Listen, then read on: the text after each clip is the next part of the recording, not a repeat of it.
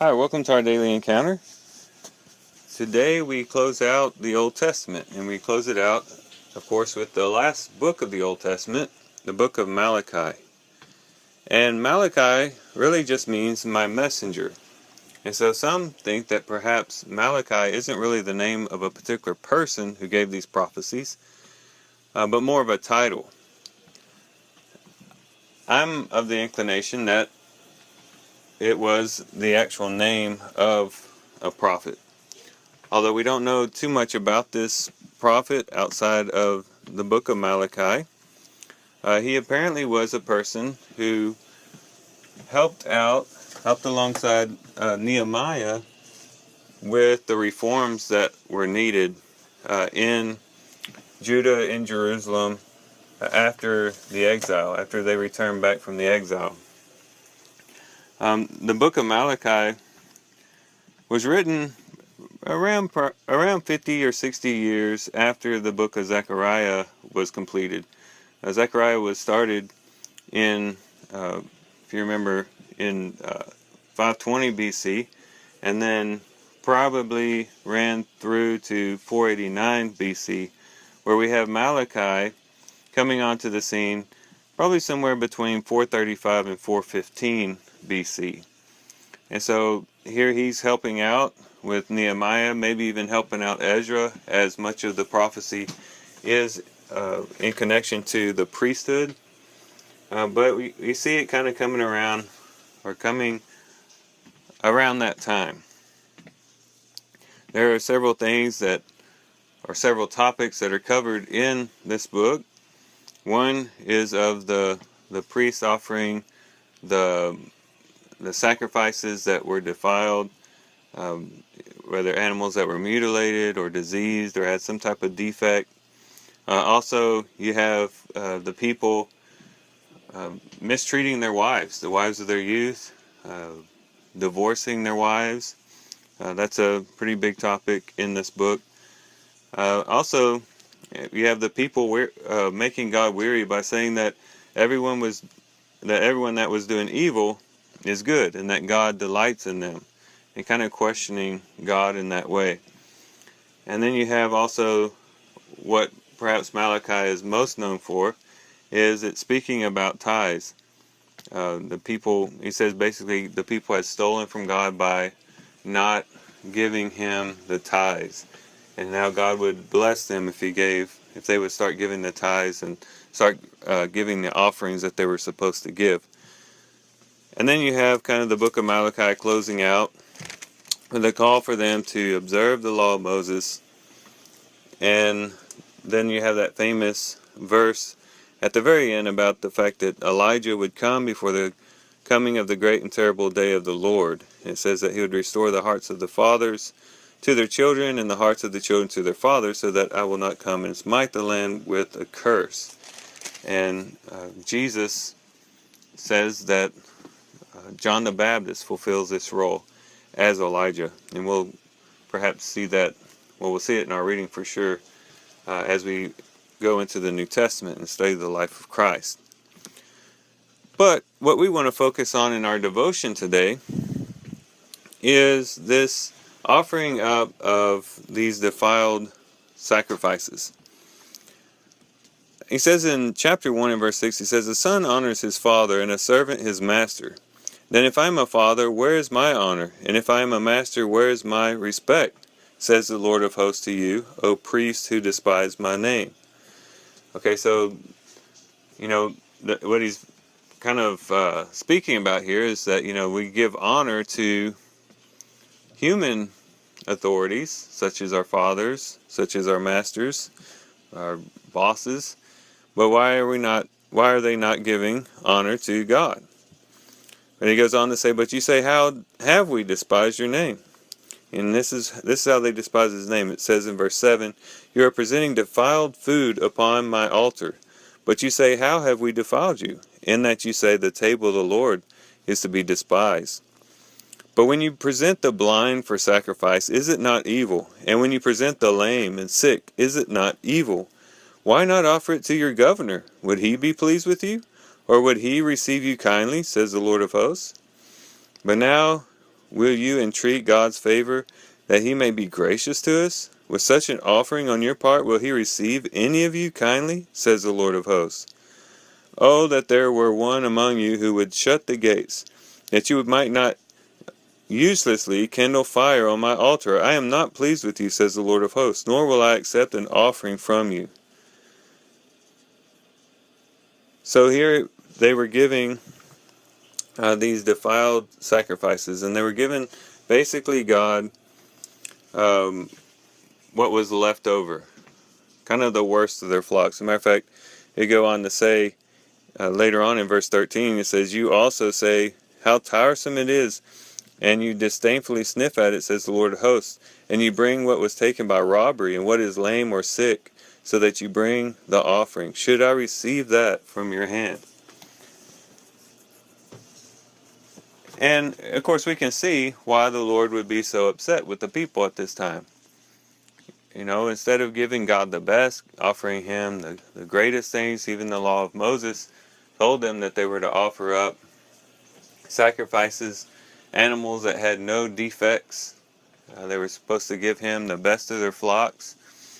But they were basically just giving him what they didn't want in the first place, those that were defected.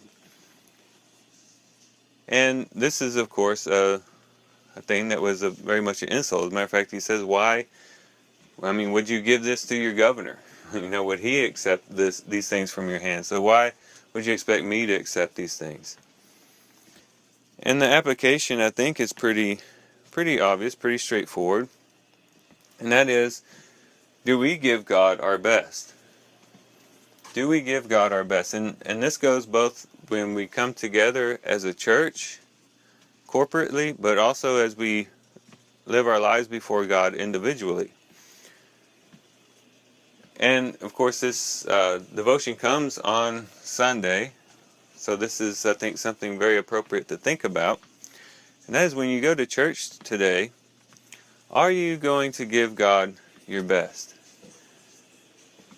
You know, sometimes we as Christians, we can sometimes give God kind of a half-hearted worship.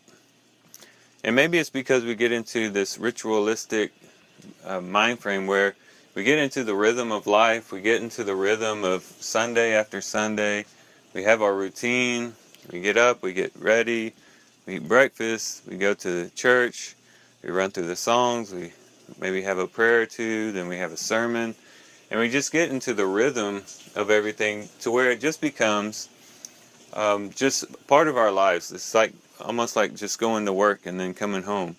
And we enter into worship with this half-hearted attitude where we're not really there to say, hey, you know, I'm here to give God the best of my worship. I want to worship him with all of my heart, soul, mind, and strength, and to put all of our energy and all of our mental activity into focusing on the Lord, focusing on him in worship, focusing on him when the prayers are offered, focusing on him as we open up the Word, being intent on what is being expounded on the Word, giving reverence to the Word as it's being expounded upon,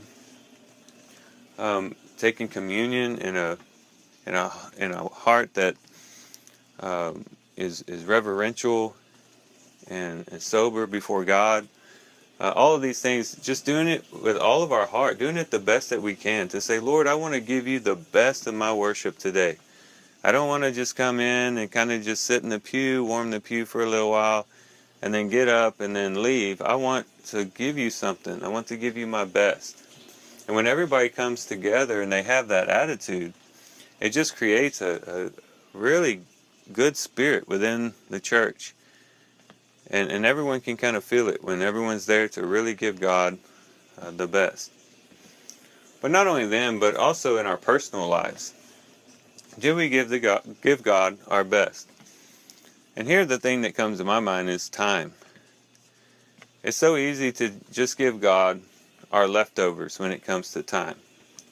That is, I'm going to get up, I've got things I've got to do today. Maybe I've got to go to work, maybe I've got to go to the grocery store, maybe I got to take care of the kids. I might have a list of things to do, and if it so happens that I get everything done on my list that I need to do today, then I might see if I have a little extra time to spend with the Lord. Then I might see if I have enough time to maybe read a few scriptures. And if not, well, that's okay, because I can always do it tomorrow. And that's really a bad approach. We can't imagine God appreciating a life like that, where He's pushed off to the side and only approached when it's convenient. What we ought to be doing is approaching each day with the attitude that, look, I'm going to find time with God. That is my number one goal today, is to spend time with God in worship, in prayer, and in reading His Word. Everything else can wait. Everything else is secondary. Everything else plays, should go to the background. And this is what's in the foreground, me spending time with God. And we offer God the best of our time. And that means that we don't offer Him the time when we're at our worst. Pick a time when you're at your best. Now, for some people, they're morning people. And their best time when they are most focused are in the mornings. I'm kind of like that. I like to do my devotional time, do my reading in the morning. I'm just focused. My mind is clear in the mornings. I haven't had a whole lot of things going through my mind yet, and I'm able to focus more clearly on God. But for others, it might be in the evenings or at nighttime after the kids go to bed, when all is quiet and you have time to focus.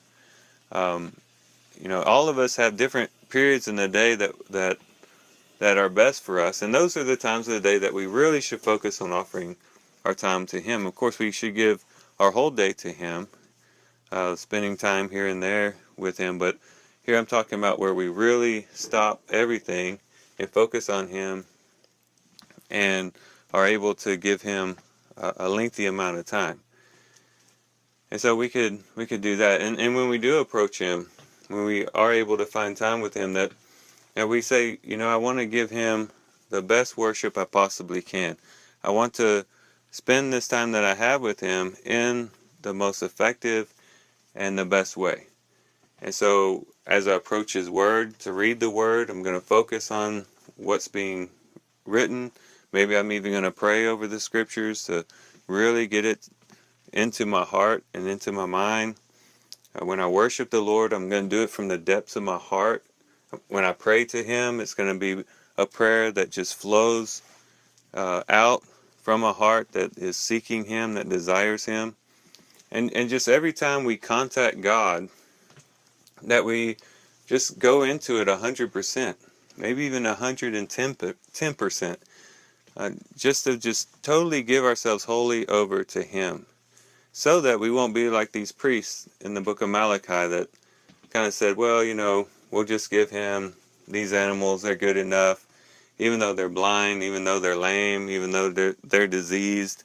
As long as we're checking off the list that we offered that sacrifice, we're okay. Let's not fall into that trap. That's a very easy trap to fall into. Let's give God our whole being. Give Him our whole heart.